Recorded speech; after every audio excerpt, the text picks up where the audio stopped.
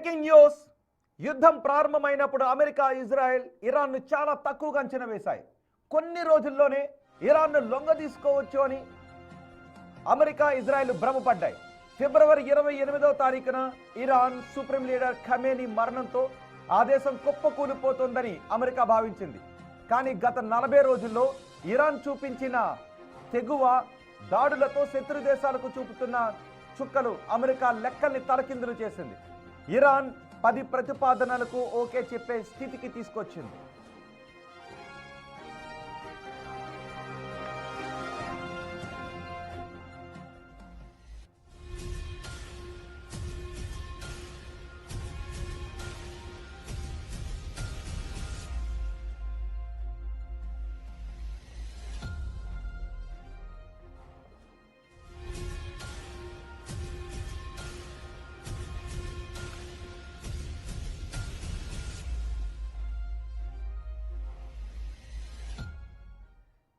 సహజంగా ఒక నానుడు ఉంటుంది. అమెరికా తుమ్మితే ప్రపంచ దేశాలకు జలుబు చేస్తుంది అంటారు. అమెరికా ప్రభావం ప్రపంచంపై అలా ఉంటుంది. కానీ అగ్రరాజ్యం అనే భయం లేకుండా ఇరాన్ అమెరికాపై ప్రతి దాడులు చేసింది. ఫిబ్రవరి 28న అమెరికా, ఇజ్రాయెల్ దాడులు ప్రారంభమైనప్పటి నుంచి ఇరాన్ ఏ మాత్రం మౌనంగా లేదు.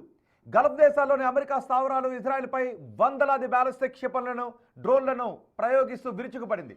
Bahrain, Jordan, Kuwait, Qatar, Saudi Arabia, యుఏఈలోని అమెరికా సైనిక స్థావరాలను టార్గెట్ చేసింది ఇరాన్. అగ్రరాజ్యానికి భారీ నష్టాన్ని మిగిల్చింది.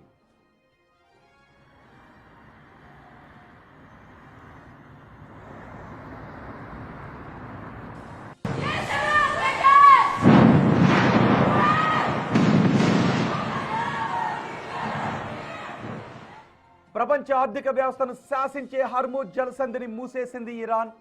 ఆ మూసివేయడం ద్వారా అమెరికాకు ముచ్చెముటలు పట్టించింది. అమెరికా, ఇజ్రాయెల్ వాటి మిత్ర దేశాల నౌకలను హర్మూజ్ నుంచి అనుమతించే ప్రసక్తే లేదు అని ఇరాన్ స్పష్టం చేసింది. ట్రంప్ చాలా డెడ్ లైన్ విధించాడు. ట్రంప్ ఎన్ని డెడ్ లైన్ విధించినా ఇరాన్ మాత్రం తన పట్టును సడలించలేదు.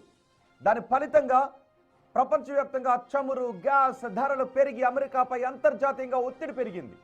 చివరకు ట్రంప్ తన వినాశకర దాడులను వాయిదా వేసుకోవాల్సిన పరిస్థితి వచ్చింది.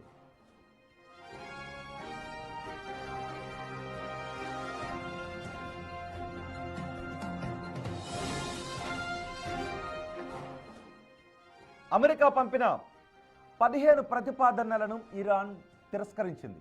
తాజాగా పాకిస్తాన్ మధ్యవర్తిత్వంతో జరుగుతున్న చర్చలకు ఓకే చెప్పిన ఇరాన్ తన సొంత 10 సూత్రాల ప్రతిపాదనను అమెరికా ముందు ఇచ్చింది.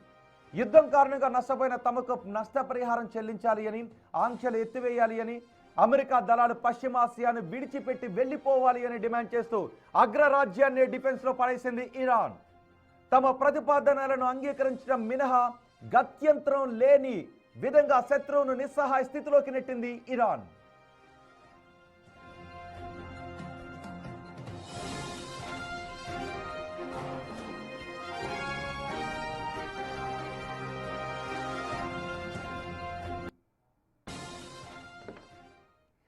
Breaking news. తాజాగా ఇప్పుడు ట్రంప్ వార్నింగ్ ఇవ్వడం, మళ్ళీ వెనక్కు తగ్గడం.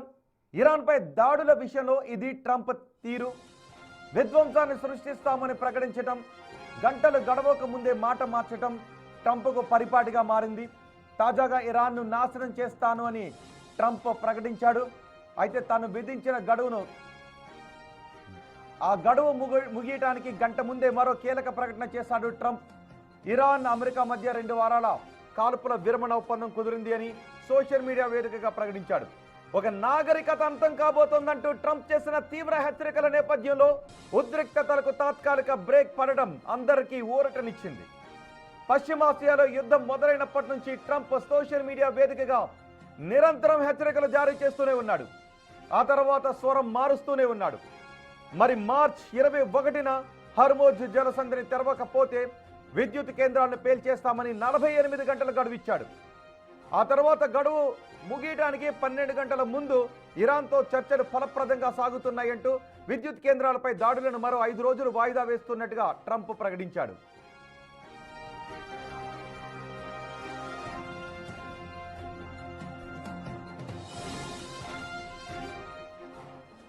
ఆ తర్వాత మార్చి 26 మళ్లీ స్వరం మార్చాడు ట్రంప్. ఇరాన్ దాడులు ఆపకపోతే భారీ విధ్వంసాన్ని సృష్టిస్తామని వార్నింగ్ ఇచ్చాడు. ఒక్కసారి దాడులు ప్రారంభమైతే ఇక వెనక్కు తగ్గే ప్రసక్తే ఉండదు అని, ఇరాన్ మౌలిక సదుపాయాలపై భారీ దాడులు చేసేందుకు సిద్ధంగా ఉన్నామని హెచ్చరించాడు. అయితే వార్నింగ్ ఇచ్చి గంటలు గడవక ముందే ట్రంప్ మళ్లీ మాట మార్చాడు. ఇరు దేశాల మధ్య చర్చలు బాగా జరుగుతున్నాయంటూ అంతకుముందు ఇచ్చిన గడువును మరో 10 రోజుల పాటు పొడిగించాడు. ఏప్రిల్ 6 రాత్రి 8 గంటల వరకు ఇరాన్కు టైం ఇచ్చాడు.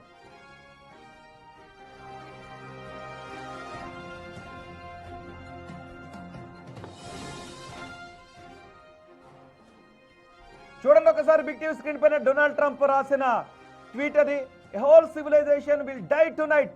అది నిన్నటికి సంబంధించిన వార్నింగ్. అంటే మొత్తం ప్రపంచం నిన్నటి రాత్రి ఏదో జరిగిపోతుంది, ఇరాన్ మొత్తం అంతమైపోతుందేమోనని అనుకున్నారు. ఒకవైపు ట్రంప్ ఏప్రిల్ 6 వరకు గడువు పెంచుతూనే, మరోవైపు మార్చి 30న ఇరాన్లోని విద్యుత్ కేంద్రాలు, కార్గాయిలాండ్ నీటి శుద్ధి ప్లాంట్లను పేల్చేస్తామని, పూర్తిగా తుడిచిపెట్టేస్తామని బెదిరించాడు. ఈ ప్రకటన ప్రపంచవ్యాప్తంగా వణికించింది. మార్కెట్లు వణికిపోయాయి, ప్రపంచ మార్కెట్లు వణికిపోయాయి. ఒకవైపు ఒప్పందం కుదురుతుందంటూనే మరోవైపు కీలక మౌలిక సదుపాయాలను ధ్వంసం చేస్తామని భయపెట్టిన ట్రంప్ ఆ తర్వాత వెనక్కు తగ్గాడు.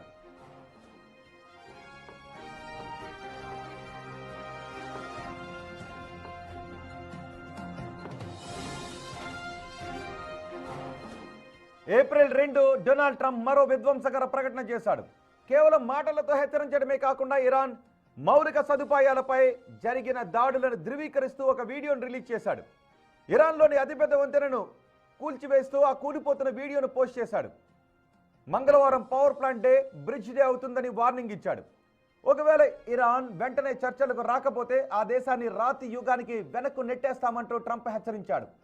అయితే ట్రంప్ బెదిరింపులకు ప్రతిగా ఇరాన్ తామే అమెరికాకు బిగ్ సర్ప్రైజ్ ఇస్తామని ప్రకటించింది. ఏప్రిల్ 7 ఉదయం ట్రూత్ సోషల్ వేదికగా ట్రంప్ ప్రపంచాన్ని వణికించే ప్రకటన చేశాడు. ఈ రాత్రికి ఒక నాగరికత అంతం కాబోతోందంటూ ఆ ట్వీట్లో పేర్కొన్నాడు ట్రంప్.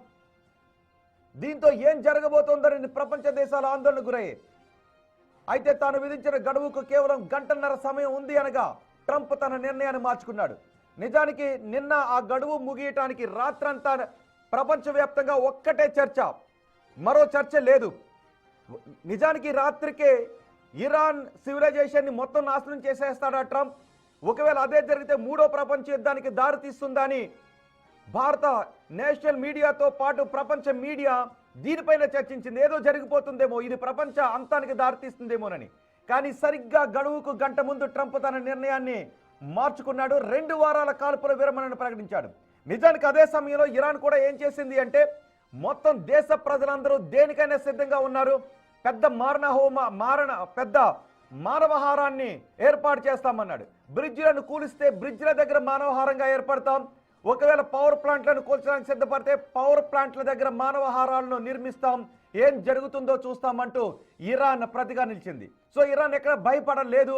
దీంతో ఆ గంట సమయం, ఇంకా 60 నిమిషాల సమయం ఉంది అనగా ఆ 60 నిమిషాల సమయం తర్వాత ఏం జరుగుతుంది? ప్రపంచ అంతానికి ట్రంప్ ప్రకటన చేయబోతున్నాడా?